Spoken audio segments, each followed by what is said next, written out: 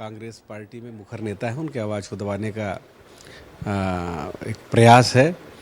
और जब जब हमने देखा है कि भूपेश बघेल जी का ओहदा बढ़ा है, तो कोई ना कोई एजेंसी उनके घर पहुंची है। जब वो प्रदेश अध्यक्ष थे तो सीबीआई पहुंची थी, बाद में मुख्यमंत्री बने, अभी राष्ट्रीय महासचिव बने, पंजाब के प्रभारी बने तो ईडी पहुंची। अब अखिल भारतीय कांग्रेस कमेटी का अधिवेशन अहमदाबाद में होना है, तो आज सीबीआई पहुंची है। तो एक तरह से इस अधिवेशन में वो ना जा पाए, इसलिए रोकने का प्रयास है, और जिसमें लोग सफल नहीं होंगे। भूपेश बघेल जी ऐसे योद्धा हैं जो अपनी बातों को रखने के लिए, छत्तीसगढ़ के हित के लिए कभी भी वो चुप नहीं रह सकते, हर संघर्ष वो करेंगे, और ये सब जो दिक्कत खड़ा करने का कोशिश कर रहे हैं उससे भी वो बाहर निकलेंगे। इस लड़ाई में हम लोग सब उनके साथ खड़े हैं। सर, ये जो कार्रवाई हो रही, कहा जा रहा है कि महादेव सट्टा ऐप से जुड़ा हुआ है, कैसे देखते हैं सर पूरी चीज़ को आप? देखिए, भारतीय राजनीति में बदले जैसी कार्रवाई के लिए कोई स्थान नहीं है। कभी कांग्रेस तो कभी भारतीय जनता पार्टी, सरकार बदलते रहते हैं, लेकिन जो एजेंसियां हैं उनको अपनी विश्वसनीयता, अपनी निष्पक्षता और शिष्टता बना के रखना चाहिए। किसी के भी दबाव में कुछ भी कार्रवाई नहीं करना चाहिए।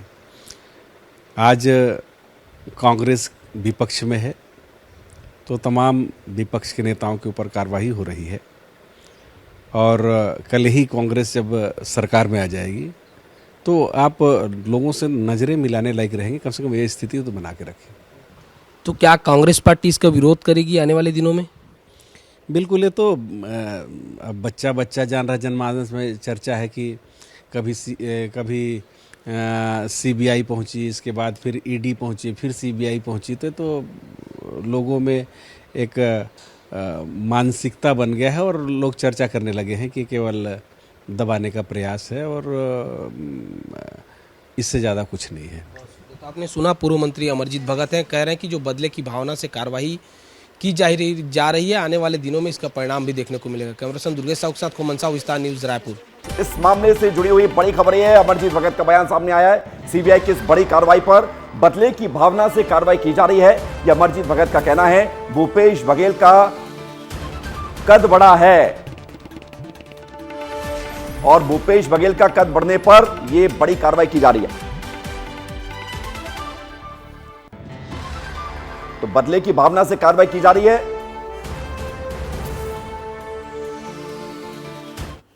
रोहित हमारे साथ लगातार बने हुए हैं, और हमारे साथ नीतेश भी हैं, दिलीप भी हैं, चप्पे चप्पे पर विस्तार न्यूज की टीम है, तुरंत आपके पास एक एक जानकारी देंगे। रोहित, अमरजीत भगत ने जो बात कही है, क्या वाकई में ये जो मैसेज हम देख रहे हैं कि कार्यकर्ता से लेकर बड़े बड़े नेता कांग्रेस के, और खुद कांग्रेस के ट्विटर हैंडल से भी, एक्सपोज से भी ये सामने बात हो रही है कि भूपेश बघेल का कद बढ़ रहा है, इसलिए कार्रवाई हो रही है? बिल्कुल, देखिए, एक लय पे आज जब से सुबह से कार्रवाई हुई, और आप कांग्रेस के नेताओं के रिएक्शन अगर लेंगे तो वो इसी बात को जिक्र कर रहे हैं कि अधिवेशन हो रहा है और भूपेश बघेल का कद बढ़ा है, और उनको जिम्मेदारियां दी गई हैं। हाल ही में ड्राफ्टिंग कमेटी की जिम्मेदारियां दी गई थी, और इसी वजह से लगातार उनके ऊपर, चाहे फिर ईडी हो, सीबीआई हो, वो तमाम चीज़ों को लेकर दबाव बनाया जा रहा है। कुछ कांग्रेस के नेता हैं, उन्हीं से बातचीत करते हैं। ये कह रहे हैं, लगातार आप लोग सुबह से कह रहे हैं कि भूपेश बघेल का कद बढ़ा है, पूर्व मुख्यमंत्री का, इसीलिए ईडी की कार्रवाई हो रही है, क्या सही है? देखिए, नरेंद्र मोदी जी डरे हुए हैं, क्योंकि नरेंद्र मोदी सरकार की भ्रष्टाचार, उनकी पाप की काली कमाई उजागर हो गया है। ट्रम्प ने तो कहा है कि 182 करोड़ रुपए वोटर टर्नआउट के लिए नरेंद्र मोदी जी को दिए हैं। अडानी पर गंभीर आरोप लगे हैं कि 2000 करोड़ रुपए उसने अमेरिका से भारत में रिश्वत दिया है। तो ये सारे चीज़ पर्दाफाश हो रहा है। जज जो है, अभी जज क्या करोड़ प्राप्त होता है, और ईडी, सीबीआई, ईटी तो ऐसा हो गया कि रायपुर में ट्रैफिक पुलिस की तरह हो गई है, शहर में घूम रही है। क्योंकि जो नरेंद्र मोदी जी ने जो झूठ बोला था विधानसभा चुनाव के दौरान, जो घोटाले के झूठे आरोप लगाए थे सदन में, तो उसे विष्णु साय जी ने खारिज कर दिया कि किसी प्रकार का शराब घोटाला नहीं हुआ है।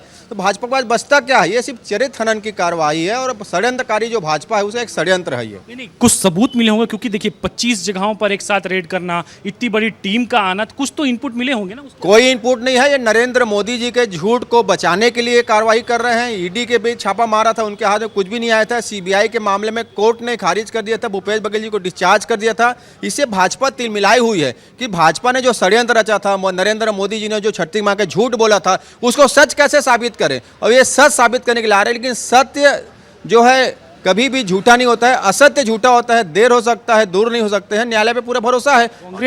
कांग्रेस के नेता लगातार कटघरे घेरे पे, देवेंद्र यादव आ गए, मलकित सिंह हिंदू आ गए और भूपेश बघेल के ऊपर तो लगातार कार्रवाई चल रही है। छवि डैमेज हो रही है क्या आप लोगों की? कहीं छवि डैमेज नहीं हो रही है। छत्तीसगढ़ की जनता और देश की जनता समझ चुकी है कि अगर सबसे कोई भ्रष्ट सरकार है तो नरेंद्र मोदी की सरकार है। सबसे ज्यादा कमीशन को भ्रष्ट सरकार है तो विष्णु साय की सरकार है। 15,000 ट्रकों से अभी घोटाले का मामला सामने आया ना कि वसूली का। यहाँ पे देखेंगे राजस्व मंत्री इनके, उन्होंने सरकारी जमीन को बेच दिया था। जिस प्रकार से तहसीलदार के नियुक्तियों और उसमें प्रमोशन पे घोटाले और गड़बड़ी की बात सामने आई है। तो जो भ्रष्ट लोग हैं वो भारतीय जनता पार्टी में है, और जो विपक्ष है, जो सत्य की बात करता है, जो किसानों की बात करता है, जो नौजवानों की बात करता है, उसे डराने की कोशिश किया जा रहा है। देखिए ना अभी क्या हुआ, कुणाल कामरा के साथ में जाके सच बता दिया कि ये जुमलेबाजी, धोखेबाजी, दंगाबाजी, आज उसके खिलाफ FIR हो गया है। तो इनके पास बचता क्या है?